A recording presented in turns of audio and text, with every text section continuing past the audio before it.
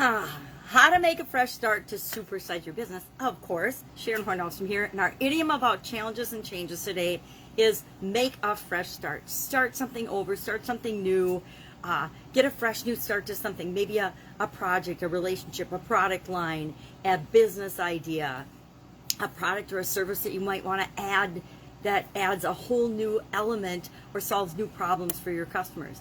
Making a fresh start. How do we go about doing that? This is one of those idioms I couldn't find as I dug the actual etymology, meaning where the heck did it come from? We know what it means. It means to start over, to start something new, to start a new life. Maybe you start a new life after your divorce. Maybe you start a new life after you leave corporate America and strike out on your own. Whatever it is, how do you go about doing that? And how do you start fresh in anything? Well, it can be, like anything else, an 8-step process. So I found a process on there that I thought was interesting, and I like seeing how other people work and how they do their processes because it has me challenge the way I do things, the method that I use to do things. Now, the first one on the list of 8 steps to have a fresh start or how to start fresh is number 1, write down your regrets. I would call this think about lessons learned, things that you want to make sure that you don't do again in the future. Mistakes you've made, but the lessons you've learned from those mistakes or those missteps so that you don't repeat them.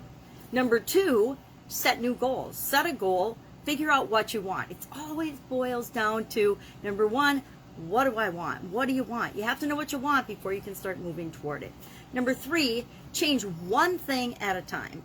So often when we find ourselves in a challenging or a difficult situation, we want to change everything all at once. You know, we get divorced, we don't want to just get a new relationship, we want to change our body and our health and our eating, we want to change our emotional state, we want to change our business, we want to change our career, we want to change our home, we want to change our town, everything. Well, it's just like they advise you after somebody like your spouse or significant other dies.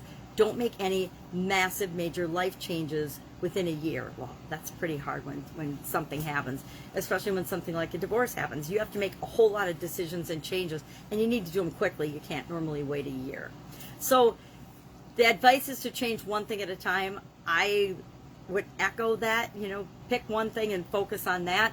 But keep in mind that so much of our life and so much of our businesses are interrelated. So to think we're only going to change one thing at a time is challenging at best. Number 4, try new things. Be open to and flexible to try new things. Number 5, learn a new skill. Acquire a new skill.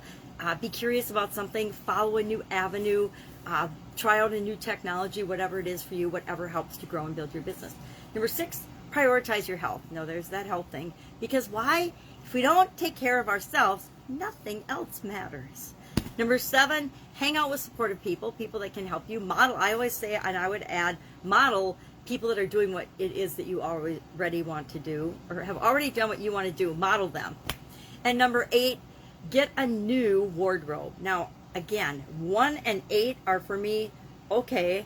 It depends whether you're being yourself or not. If you're already being yourself, keep your same wardrobe. If you want to change or a lifestyle change or a business change or a focus change, I suppose getting a new wardrobe, dressing the part, is an easy visual step to help as a reminder for yourself and others what it is that you're trying to do. So I would be curious if you have, I guarantee I've used this expression, make a fresh start. Have I made a fresh start or a new start over and over and over again in my life? Yes, absolutely. With respect to businesses alone, probably 30 to 40 times I've made a fresh start in the business world. And with respect to my career, relationships, many fresh starts. I'm divorced, so maybe there'll be another fresh start in my future. But I'd love to know your experience with this expression, this idiom, what you think of it. I feel like it's a newer expression. I feel like it's from at least the 1900s, even though I couldn't find information on it. It feels to me like a newer and fresher idiom. So that's our idiom for today. I will be with you tomorrow with another challenge, change-related idiom that goes right along with our free Get Up and Go challenge this month to guarantee and help people to install a process for handling changes and challenges into their subconscious to guarantee that they'll always have better results after they experience any change or challenge than before.